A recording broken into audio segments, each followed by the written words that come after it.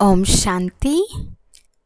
ఈరోజు దసరా పండుగ సందర్భంగా రుక్ని బెహన్ ద్వారా భోగ్ సందేశాన్ని విందాము.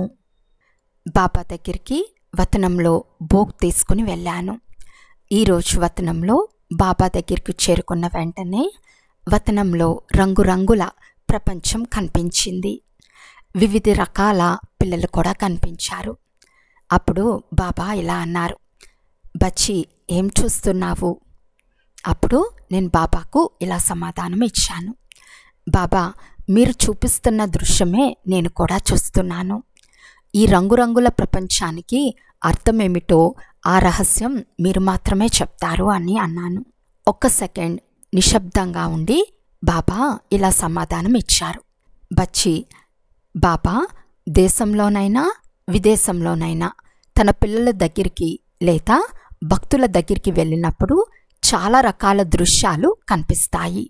ఈరోజు కూడా బాబా ఉదయం నుండే రంగురంగుల ప్రపంచాన్ని చూశారు. ప్రపంచంలోని మనుషులు కొన్నిసార్లు చాలా సంతోషంగా ఉంటారు, కొన్నిసార్లు చాలా మస్తీగా కూడా ఉంటారు.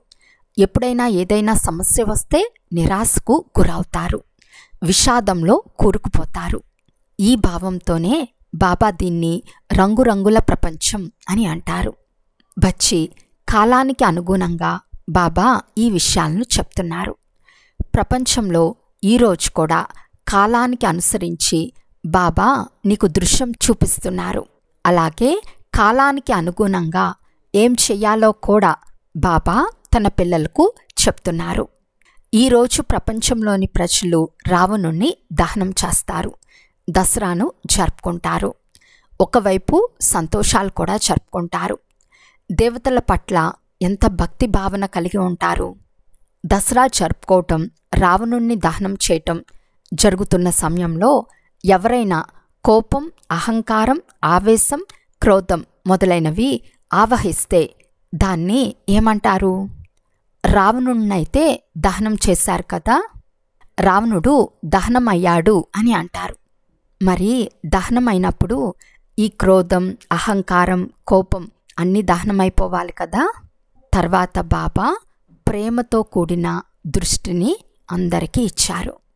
బాబాకు తన పిల్లల మీద, తన భక్తుల మీద కొన్నిసార్లు కరుణ కూడా కలుగుతుంది. వివిధ దృశ్యాలను చూసి బాబా అర్థం చేసుకుంటారు. ఈ పిల్లలు కూడా కొన్నిసార్లు అజ్ఞానపు పనులు చేస్తారు. అందుకే శక్తుల రూపంలో ఉన్న దేవీ దేవతల ముందు తమ విన్నపములు పెడతారు, ప్రార్థనలు కూడా చేస్తారు. ఈరోజు దసరా పండుగ సందర్భంగా సాంప్రదాయాలు, ఆచారాలు ప్రపంచంలోని ప్రజలు పాటిస్తారు. కానీ దాని నిజమైన అర్థం వారికి తెలియదు. వారు కేవలం ఇతరులు చెప్పినట్లు చేస్తూ వస్తున్నారు, అనుసరిస్తూ వస్తున్నారు, చెప్పుకుంటూ వస్తున్నారు, చూస్తూ వస్తున్నారు. నిజమైన అర్థం ఏమిటి అంటే, బాబా పిల్లలు బ్రాహ్మణ పిల్లలయ్యాక తమలోని లోపాలను, బలహీనతలను బాబాకు సమర్పిస్తారు. మనసులో నుంచి దాన్ని తొలగిస్తారు. దీనినే నిజమైన దసరా అని అంటారు. అదే రావణ దహనం. ప్రపంచంలోని ప్రజలు కేవలం రూపకంగా చూస్తారు, మాటల్లో చెప్తారు. కానీ బ్రాహ్మణ పిల్లలు తమ బలహీనతలను, లోపాలను బాబాకు సమర్పిస్తారు. వారి ముఖం అప్పుడు ఎంత అందంగా ఉంటుందో చూడు. వారి ముఖం వికసించినట్లు ఉంటుంది. ఎందుకంటే వారు తమ లోపాలను తండ్రికి అప్పగించారు, బాబాకు సమర్పణ చేశారు. అప్పుడు బాబా ఇలా అన్నారు, అందుకే కొన్నిసార్లు ప్రపంచంలోని దృశ్యాలను చూసి బాబాకు తన భక్తుల మీద గొప్ప దయ, కరుణ కలుగుతుంది. మరియు భక్తుల్లో అజ్ఞానం కూడా కనిపిస్తుంది. తర్వాత బాబా ముందు భోగ్ స్వీకరింపబడింది. బాబా కూడా ఎంతో ప్రేమగా భోగ్ని స్వీకరించారు. బాబా ఇలా అన్నారు, ఈ రోజున ప్రపంచంలోని ప్రజలు కూడా ఒకరికొకరు మిఠాయి తినిపిస్తారు. కానీ అది కొద్దిసేపు మాత్రమే ఉంటుంది. కానీ పిల్లలైతే మనస్ఫూర్తిగా మీ బలహీనతలను విడతారు. అదే నిజమైన దసరా. అదే మీరు బ్రాహ్మణ పిల్లలు జరుపుకునే దసరా.